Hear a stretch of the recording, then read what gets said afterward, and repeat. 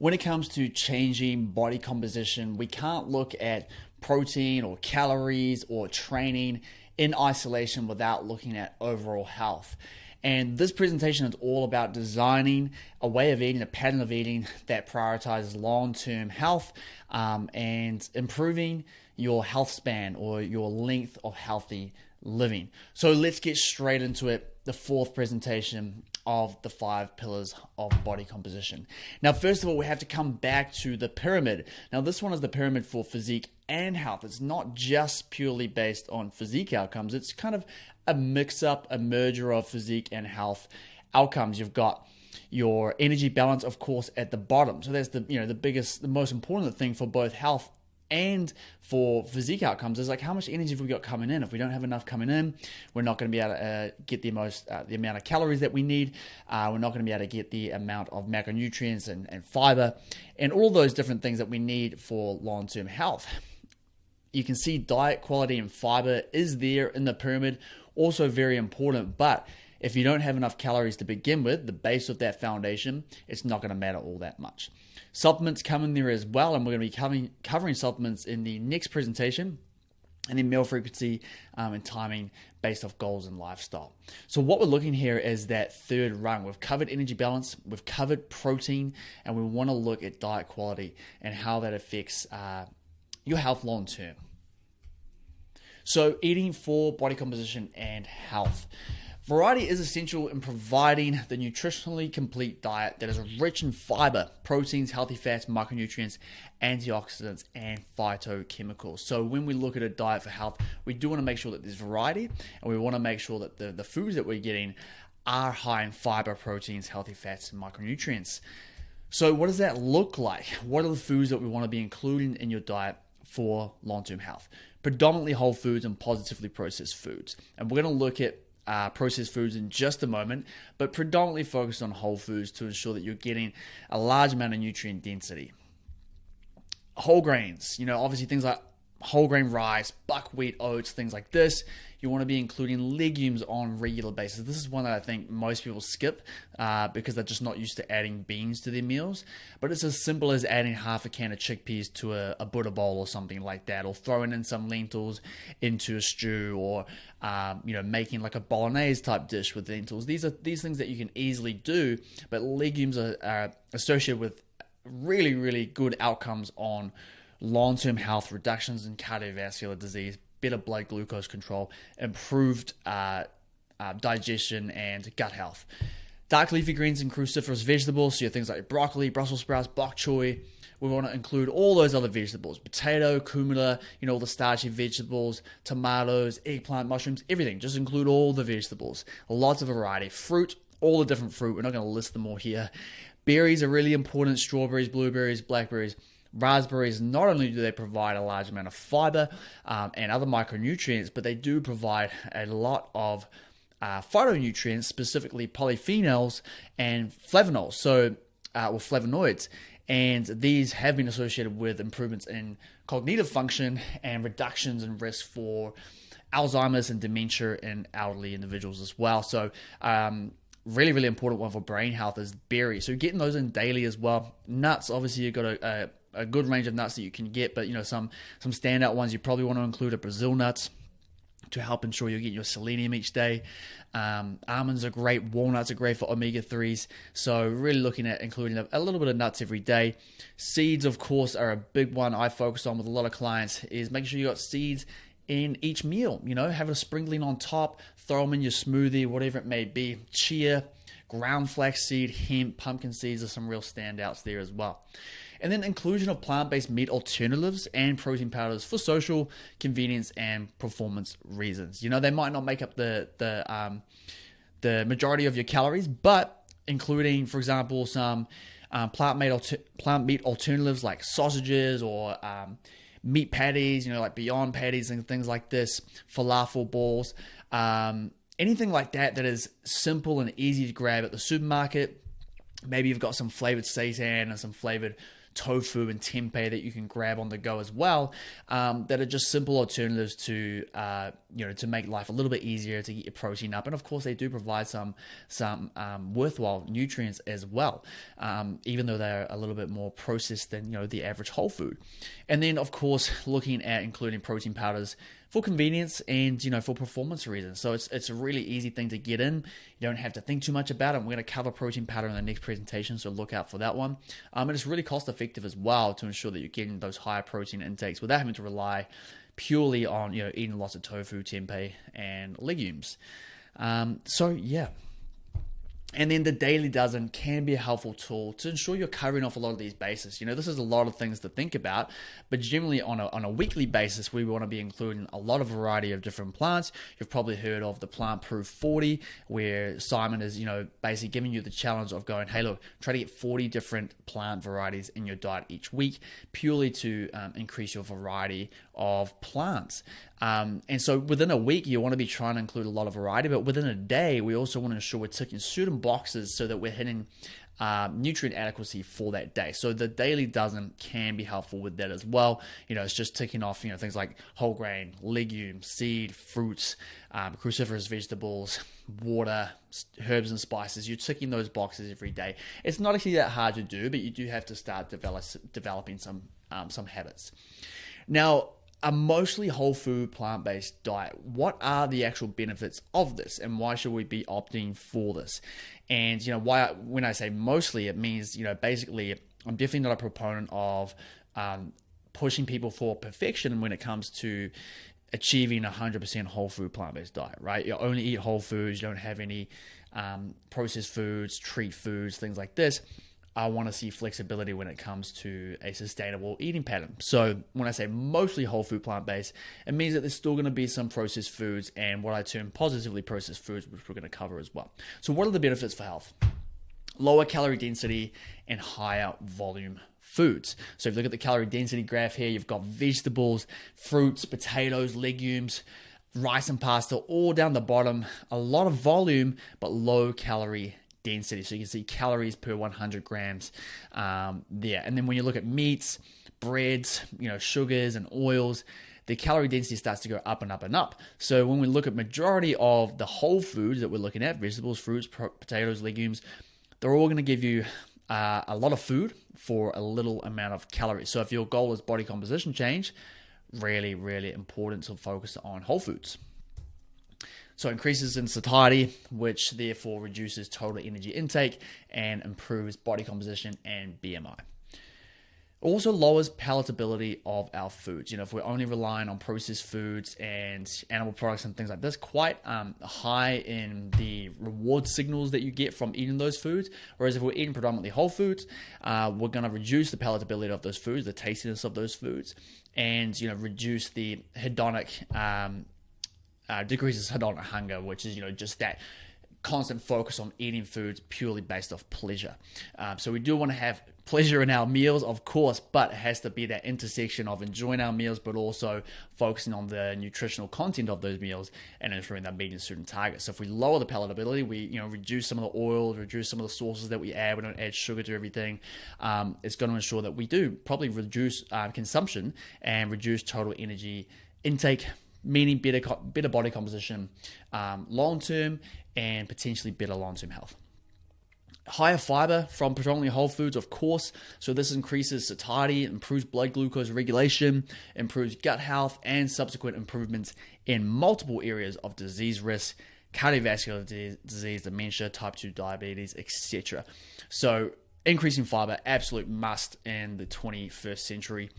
Reduces animal products, and as we know, this reduces saturated fatty acids and cholesterol, and replacing saturated fatty acids with polyunsaturated fat and or unrefined grains, whole grains, has been shown to reduce cardiovascular disease risk as well. So huge benefits for reducing animal products there. And I don't know if you've listened to, I can't remember what episode it is now, episode 31, I believe, with Alan Flanagan on the Vegan Body Coach podcast. He discusses the drawbacks of animal products, but also the fact that, animal products in moderation in small amounts isn't really going to decrease long-term health, human health. However, in large amounts, which is usually what the majority of the Western world is consuming, it can have deleterious effects on human health. So we can reduce or eliminate animal products and see some massive health benefits there as well. Reductions in various disease risk mechanisms from high animal product consumption, generally the processed and red meat varieties. Cool. Benefits for health: eliminates many ultra-processed foods. So reductions in energy density and palatability. Like we've already discussed, if you're increasing your whole foods, it's going to be reducing your ultra-processed food, which is just going to reduce calorie density, which means you're eating a little bit less, and it's going to reduce palatability as well. Replacing processed foods with minimally processed plant foods improves multiple health markers. Okay, so pretty obvious one. Everyone knows that, hey, we probably shouldn't be consuming all of our food, all of our calories from processed foods. However, in the Western world, America's up at like 48% of calories or something like that. Australia, 42% of calories coming from ultra-processed foods. That's pretty shocking. So we do need to push for more whole food consumption as much as we can, and that's shown to improve multiple health markers. And increase intake of non-essential compounds that have benefits. So, when we look at nutrition, we have essential nutrition, things like our omega-3 fatty acids, but we have also non-essential nutrition, and these compounds, you don't necessarily need them to survive, but they have been shown to have benefits for health span, for how long you live a healthy life. So phytonutrients such as polyphenols and their subtypes, like we discussed, blueberries are a great source of that. Some high cocoa, dark chocolates, for example, grapes, things that have a high pigment variety. So those really densely colored vegetables are the way to go. So a really good tip for that is just to try that classic adage of eating the rainbow. Try to eat as much different color varieties as you can throughout the day, and focusing on some things. So some of those dark sort of purple foods as well, grapes, berries, and things like that, for enhancing the compounds such as polyphenols, which do have those benefits on brain health. Shown to improve cognitive function and reduce brain-related disease risk, so as we've discussed. And lastly here, encourages other health behaviors. So when you start following a whole food plant-based diet or a predominantly whole food plant-based diet, of course you're going to start to improve other things such as exercise, mindfulness, social groups, things like that. You start to get involved in those types of things. It's just a nature of following that lifestyle. So the huge benefits for health just from doing those things. Health isn't just looking at nutrition. We have to look at it in the context of an overall lifestyle, which also includes exercise, things that reduce stress, mindfulness, yoga, social activities, being involved in community, belonging, these types of things. So the mechanisms behind most of the benefits of a plant-based diet are as a result of decreased intake of total calories, so reduced intake of food, saturated fat, and cholesterol, along with higher intakes of fiber, polyunsaturated and monounsaturated fatty acids, vegetable protein, antioxidants, micronutrients, and phytonutrients. So it's a combination of those two things. It's reductions in some of the things that we see associated with detriments in human health, and it's improvements from higher intakes of things that we see benefits to human health, like fiber and polyunsaturated fats. So that's kind of the mechanisms behind why a predominantly whole food plant-based diet is a way to achieve optimal health. And of course, you can achieve optimal health on an omnivorous diet as well, as we're going to see in this, I believe, this next slide. Yeah, so vegan does not necessarily mean it's healthy, and a plant-based diet can still be unhealthy, just as an omnivorous diet can be healthy, right? We've all seen those people who are vegan, but basically, the quote-unquote junk food vegan, and they're not really prioritizing their health, which is, obviously totally cool. That's their choice. If you're going vegan purely for ethical reasons, totally understandable.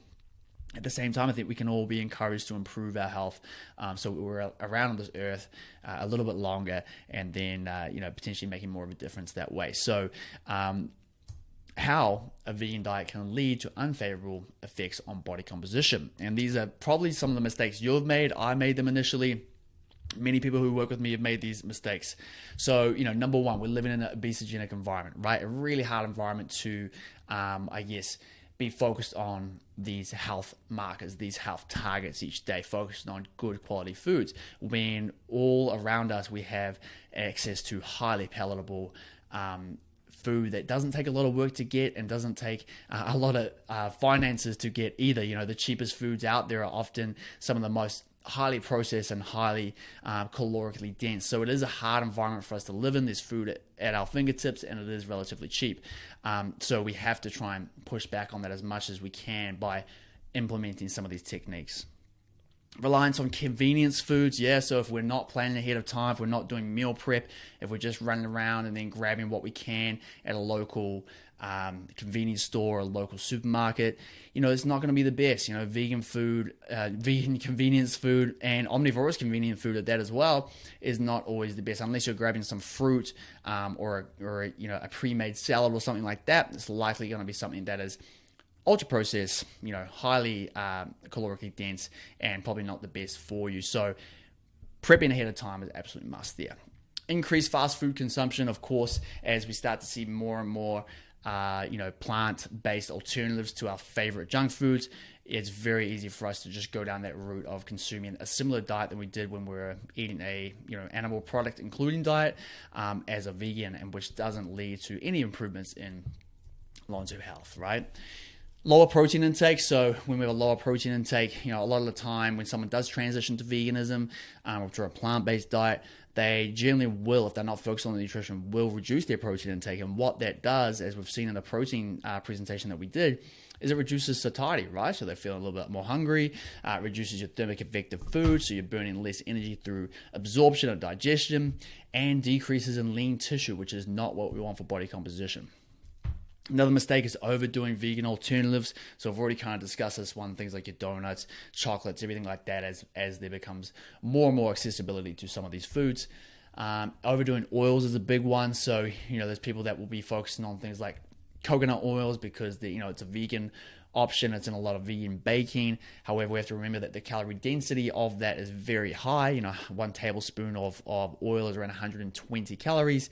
And, people are adding these into all of their meals and then consuming some high oil based baking on the side. And it does lead to a huge calorie cost. So we have to be aware of that, especially when we're looking for body composition change. Not enough fiber. Of course, that's usually one that's not one that is seen a lot in people who go towards a plant-based lifestyle, because they're going to, by nature of eating more plants, increase their fiber. However, there are the people who are following predominantly processed junk food vegan diets that are not getting enough fiber, and that is a thing. So it's a case of increasing some of those foods that we've already covered, and you'll be ticking off your fiber, no problem at all. Overdoing healthy fats. So, just because they're healthy doesn't mean it's going to be beneficial for body composition. Remembering that this presentation is about health, but it's also about improving body composition. So if we're overdoing healthy fats, if we're saying, hey, look, avocado is super healthy. Yeah, it is, but it doesn't mean eating 3 a day, right? Or peanut butter, it's great, it's got some protein, but it doesn't mean we can have it in uncontrolled amounts, right? So we do want to curb these a little bit if body composition goals are important to us. So things like peanut butter, nuts, and everything like that, very calorically dense and will add up over time. And lastly here, too many coconut foods. We've already kind of discussed this, but it does increase saturated fat, and we know this increases LDL cholesterol with the potential for cardiovascular disease risk. So some of these are some of the main mistakes that people do make when transitioning to a vegan diet that can lead to unfavorable body composition long term. So we have to be aware of these things and then start to make some adjustments to our own nutrition to ensure we're tracking along a more health promoting pattern of eating. Lastly here, forgetting to move, right? Big one is people that are just living a really sedentary lifestyle, not going to be helpful for long-term health. Some of the best markers, or some of the healthiest living people in the world, and some of those blue zones, really highly active people, right? They live lifestyles that force them to move. They have to be, grinding their wheat, to create different food products. They have to be going out. A lot of them are out in the paddocks, herding their animals and things like this. They don't have a lot of, public transport or things of convenience that reduce their movement per day, right? Whereas us in the Western world, we generally are taking every opportunity we can to reduce our activity each day. So we have to be aware of this. That's why we look at step count to help us bump up daily activity and ensure we're keeping a pretty even keel on our movement per day. So quickly touching on the processed foods versus whole foods debate. And the way I look at it is a little bit more of a flexible approach than I think a lot of people in the purely whole food plant-based camp would see it, right? While a diet consisting of predominantly processed foods is associated with increased disease risk, a diet that also demonizes certain food groups and also has a negative effect on human health, right? So while we do see decreased human health with a lot of processed foods, we also see some negative effects on human health when we are demonizing processed foods and we're restricting. So we have to be aware of that when we're looking at developing a dietary pattern for long-term sustainable health, right? So we want to avoid demonizing individual foods and using good and bad language, remembering that there's no good and bad foods. There's no good and bad meals. There's just that the cumulative adding up of all of those into a dietary pattern, and that dietary pattern may be more unhealthy or more healthy, right? And we want it to be more towards the side of being healthy. So, some of these foods can lead to negative effects, but we just want to take away that good and bad language so that we're not applying, morality to different foods. Not all processed foods are detrimental. So some are beneficial however, when something beneficial or positive to human health is taken away, for example, fiber. So a lot of those foods, processed foods, they take fiber away, especially the refined carbohydrates, or something negative is added, for example, refined sugar or coconut oil, then we regard the food as less healthy. It doesn't make it good or bad, it's just less healthy and something we want to moderate when we put it in that kind of I eat sometimes box as opposed to I eat all the time box, right?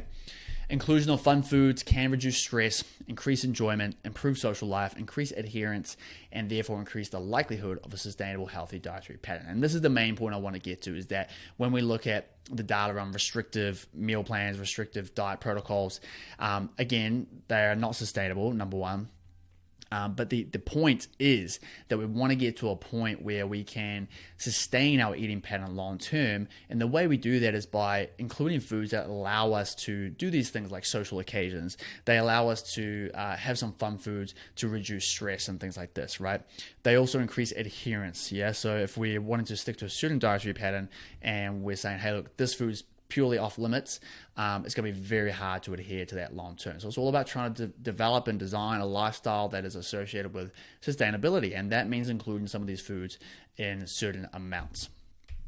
The 80-20 rule is probably a pretty good place to start, and you can push it up to 90-10 if you like.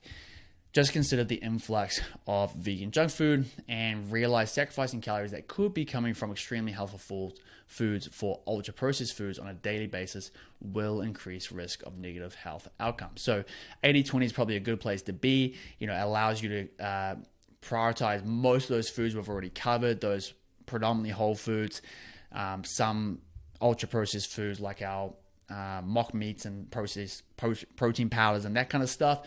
That's all, all good. But then that 20% is kind of those fun foods, eating out with friends, increasing your enjoyment, I guess, of your eating pattern, right?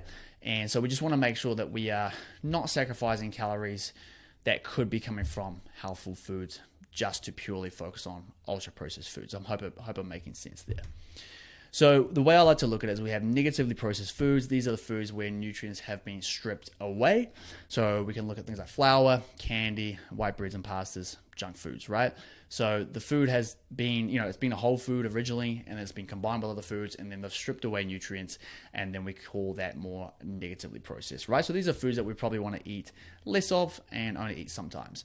And then we have positively processed food. These are foods that we have that have nutrients added to them, right? So wholemeal breads and pastas, plant milks, protein powders, some cereals, meat alternatives. These are really highly processed foods, but they are positive to human health because they have nutrients added. Plant milks, for example, you have calcium added. Your protein powders obviously have the protein added, but they have things like iron often and zinc. Some cereals, meat alternatives, and we're going to show you some options here or some examples. For example, Wheat Bix up here. If you're in New Zealand or Australia, in the UK, you'll know what Wheat Bix are. B vitamins, folate, and iron. 3 milligrams of iron per 2 Wheat Bix, so that's pretty good in terms of getting some iron from a processed product. From your plant milks, you've got calcium, B12, vitamin D, 400 milligrams of calcium per serve of certain plant milks, like a soy milk or an almond milk. So that's hitting, that's almost half or just over half of recommended intakes of calcium for the day. So pretty good processed food to be including, right? Same thing with your Beyond Meat patty here, calcium, iron, and zinc, 4 milligrams of iron per Beyond Meat patty. So these are, decent options to be including because they are providing nutrients, whereas the negatively processed foods, refined flour, candy, white breads, junk foods, they're not going to be providing those. So that's a nice little way of looking at the spectrum of processed foods, and not just blanketly saying good and bad, but saying, hey, look, we have negatively processed, we have positively processed. These are our sometimes foods. These are our most of the time foods. Hopefully that makes sense. So just to round that out, not everything created by man is unhealthy. Furthermore, eating some negatively processed foods from time to time is not going to kill you. But when you're sacrificing calories that could be coming from super healthful foods and positively processed foods in favor of ultra processed foods on a daily basis, you increase disease risk, make weight stability and loss a lot harder, right? So that's basically what it comes down to at the end of the day. So practical applications, coming towards the end of this one, how do we actually design our plate and our day to ensure we're meeting some of these targets for human health? Designing your plate. So we've got the plate model here. This one is an omnivorous plate model, but it is predominantly plant-based, so we're going to use it and it looks pretty. The plate model for weight stability and recomp, right? So this is weight maintenance type intake of food.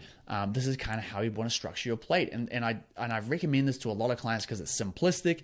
It makes life really easy just to have, a structure of eating for when you design your plate so you're getting what you need out of it. So quarter of that plate, as you can see there, is protein. Your legumes, your tofus, your tempehs, things like this. Quarter of your plate, making sure that's protein.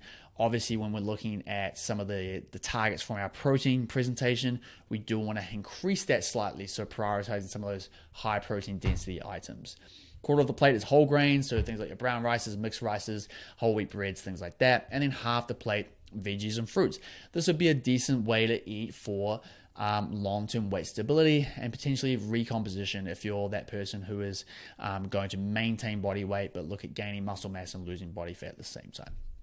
Now for cutting, we want to adjust things a little bit.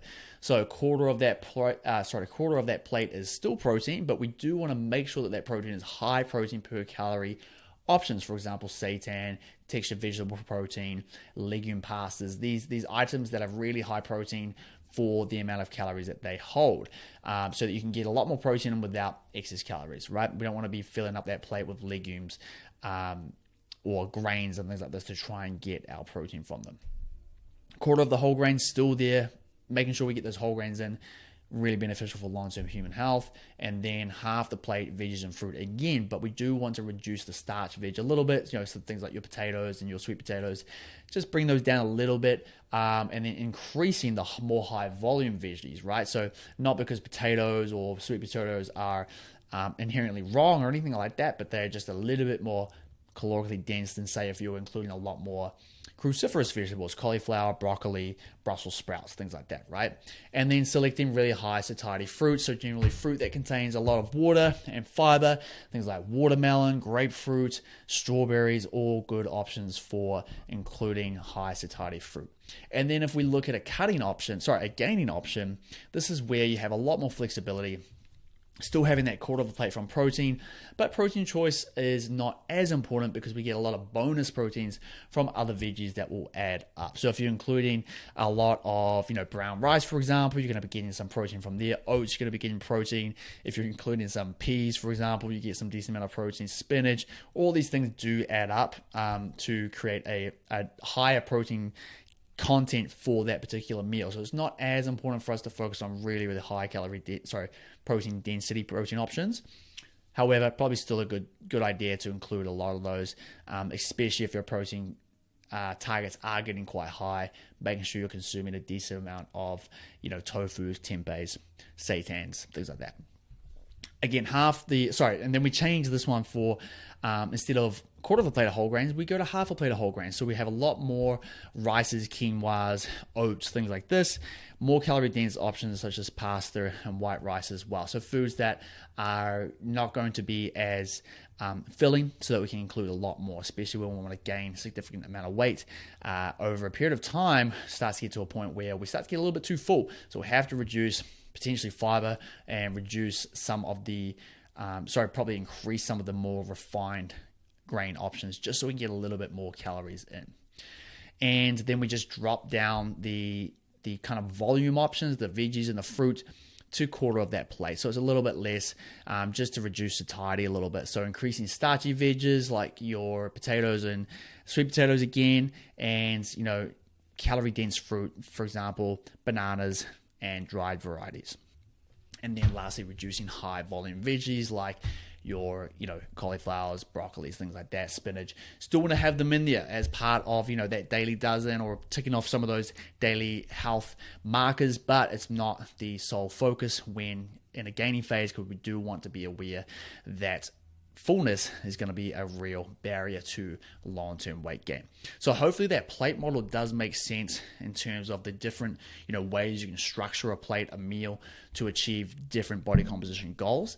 But then we also want to look at how does this work in a day of eating. So how this looks, we could have a smoothie in the morning with protein, berries, spinach, calcium fortified milk, chia, or flax. So we're taking off multiple things there. We're taking off berries, we're taking off our intake of calcium from plant milks, we're taking off omega-3s from flax and chia, we're getting some spinach, so we're taking off leafy greens. So just in one meal, you could add some banana to that as well. In one meal, you can tick off 4 or 5 of that daily dozen right there. So a great way to start the day. Secondly, have a plate model focusing on vegetable diversity, legumes, whole grains, fermented foods. You can add some seeds to the top and then potentially have a fruit with this meal as well. Again, you're ticking off another few of those daily dozens, a few of those other health markers. And then another meal throughout the day, using the same thing, plate model again, different vegetables potentially, focusing on at least getting legumes once a day, whole grains in both meals, maybe getting some fermented foods in there for the health of your gut, and of course adding seeds for the benefits of vitamin and minerals that they provide. And again, maybe adding some more fruit there. So you're having at least 2 plate models per day, and then having a snack, for example, of a chia protein pudding with berries and plant milk, getting some more intake of plant milk, getting some more intake of chia with the omega-3s, and of course berries for the polyphenol content. And then we could supplement with a vegan essential supplement such as Seed or any of the other ones out there. And we will be looking at supplements in the next presentation, so don't worry too much about that. But that, having a vegan multivitamin can be something that just covers your bases for health in the long run. But you still want to be focusing on, a structure like this within your day to ensure you are meeting those targets. So hopefully that gives you a bit of an idea of how you can structure a day of eating. That doesn't have to be too complex. It doesn't have to be a fancy recipe or anything like that, but it is about trying to think to yourself, what am I ticking off on a daily basis? What are my base nutritional rules or my nutritional hygiene? Am I ticking off berries each day? Cool. I've nailed that now. What more can I add in? Maybe I haven't been getting enough seeds and I need to include flaxseed in my morning oats or something like that. I haven't been including legumes. Maybe I can keep a can of chickpeas in my fridge and add half a can to each meal. So some of these things you can slowly start to tick off long term to improve your habits, improve the autonomous or subconscious acts that you just do automatically, right? And we want to make these long-term sustainable habits. So it's just adding one thing at a time. So to summarize here, a diet for health. A vegan diet can be healthy. That didn't make sense. A vegan diet can be a healthy pattern that leads to positive long-term health outcomes. Most of the benefits come as a result of decreased intake of total calories, saturated fat and cholesterol, along with higher intakes of fiber, polyunsaturated and monounsaturated fatty acids, vegetable proteins, antioxidants, micronutrients, and phytonutrients, as we've discussed. Aim to consume a plate model style meal a minimum of twice a day, and that includes focus on nutrient-dense whole vegetables. Tick off fruits, berries, legumes, grains, and leafy greens on a daily basis. And like I said, start to add one of these in at a time. If you're not adding spinach to your morning smoothie, maybe you can just start adding in, half a handful of spinach to each morning smoothie. Make that a habit and you can increase the dose over time. Prioritize variety and color, eating the rainbow type situation and trying to hit, 30 to 40 different varieties of plants in a week. Have a go at counting that if you like. And then, of course, the Daily Dozen is a good reminder. You can get the Daily Dozen app and start, making the habit of actually ticking off some of those things, or just keep a tally in your head as you go through the day.